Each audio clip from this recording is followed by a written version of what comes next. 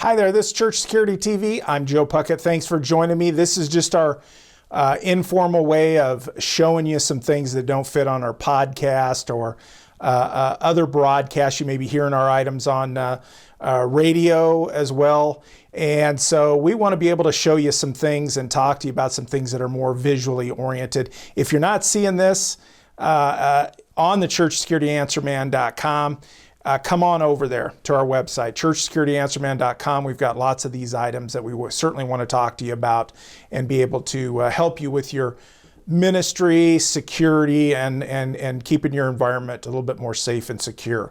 Today's program, I want to talk to you just a little bit about, one of the biggest things that we can expect to happen if it already hasn't happened to your ministry, and that's service interruptions. We talk about it in various platforms on our website, but realistically, that's one thing that you need to be prepared for and you should be talking about with your team because it's likely to occur. Medical emergencies, service interruptions, those kind of things are more likely to happen than a violent shooter or active violent shooter is just somebody coming in wanting to give you a message to your folks, interrupt your service, those kind of things. Sometimes it can be something where it's kids that are being pests, but sometimes it can be people that have a message contrary to yours, and sometimes maybe even folks that are having a mental health issue. So I want to show you this one video. This is from an actual church service. I'm not going to talk about the church. I'm not going to talk about the pastor involved here. That's not the highlight here. The highlight is the way that you and I can handle these things and our teams can handle. And if you're a leader of a security team or an usher team, this is a great video for you to play for them as a little bit of training and have a discussion. By the way, as we go into this, I think these guys did great.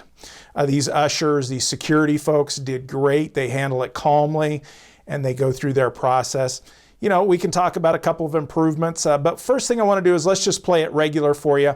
Play it with the sound and everything, and we'll go through it once then, and then we'll come back and talk about it just a little bit. Lord's Day to sort of live stream. You have grieved the Holy Spirit of God. Your doctrine of cessation is an error. He has been grieved, John MacArthur. I've been sent here to tell you that. You're sharpening the sword and they're cutting each other. You do not believe in prophets. You're looking at one. God have mercy on you. You teach the truth. Your doctrine of cessation is an error. It's an error. I have been sent to tell you it's an error. For the unbeliever, repent of your sins. The kingdom of heaven is close. You don't have time. Jesus Christ is coming back soon. God bless your people, Lord. Bless your people. So now let's come back and play it without the sound. I just want to talk through it a little bit. As we see this kick off, you see that the two ushers, security folks, they get right into this process. This gentleman comes up, he whistles to get everybody's attention, and then he begins his rant. And so the ushers, the security folks are coming right up, and they intervene in the process. I like the fact that they screen. They get right in front of him, between him and the focus. His focal point is the pastor, the leader. They get right in between the two of them. They screen him, stand right in front of him, spin him around, and begin to walk him out. And I like it. They're calm, and that's very good. They're calm. They're very professional. They're not overly aggressive. They do what they need to do and handle the process. Here's the one thing that I would look at improving. Just my suggestion as I look at this. And the one thing I would look at improving would be, can we go to a side exit? They do take him off the stage and walk him all the way through the church, through their people, out the front exit or the back exit, whatever you want to call it, of the church, out into what I'm assuming is the lobby, and then they're going to go out into the front area. And that's the one thing I would look at improving. He has a lot of opportunity to continue to scream. He's coming in close to, as he goes up the aisle, to some of our families and maybe even some younger folks that might be in the audience. Gives them more time to be scared, concerned, those kinds of things. And so that's my only suggestion. I think these guys do a great job. They're obviously practicing, talking about it. They have some experience. And I think they did a great job of just being smooth and moving through this process. That's just the one thing that I would change. And I do note, as you look at this video, you can see there's an exit sign just off of the stage area that you can see it behind them as they turn. Instead of turning left and going towards that exit, they turn to the right and go up the main aisle all the way through the church. So that's the only improvement I would look at. If you have a side door, that's my suggestion.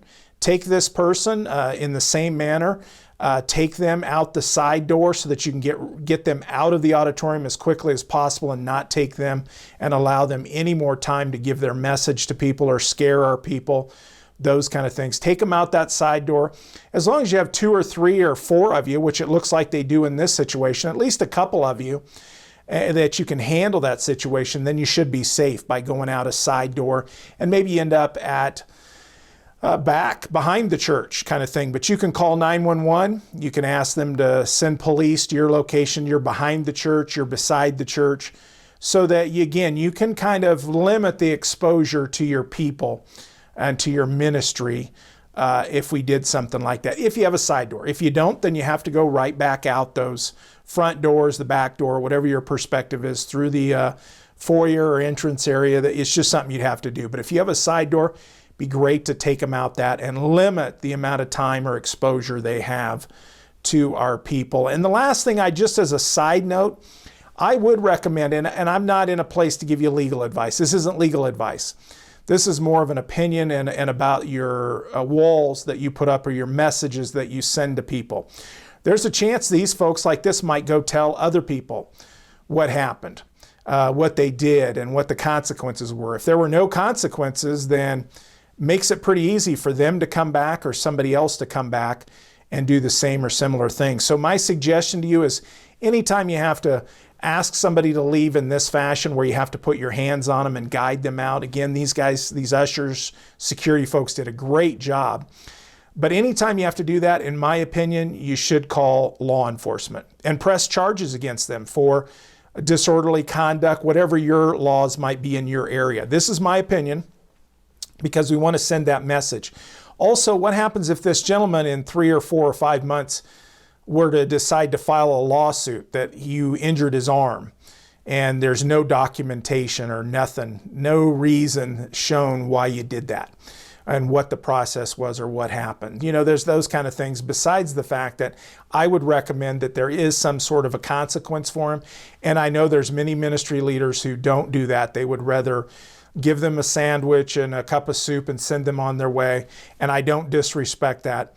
If that's what a leader chooses to do, then I respect what they're saying. But my opinion as a prior law enforcement officer would be to charge them, if your local law enforcement would do that, and give them some sort of consequence. And that's probably just going to be a citation. It may be a few minutes in jail for some of them, depending on your region, your area, how busy it is. But realistically, I would charge them, make it official, file a report with the police department so it is official, just in case there's some sort of consequence in the future. And again, that's not legal advice. I certainly would always recommend that you contact your attorney or talk to your insurance company about it. Get their advice, because they're going to be the ones that insure you, protect you, those kind of things against future liability. So, and again, if you're seeing this video anywhere else, I certainly want to invite you to come over to the churchsecurityanswerman.com. That's churchsecurityanswerman.com, and check out the other items that we have here.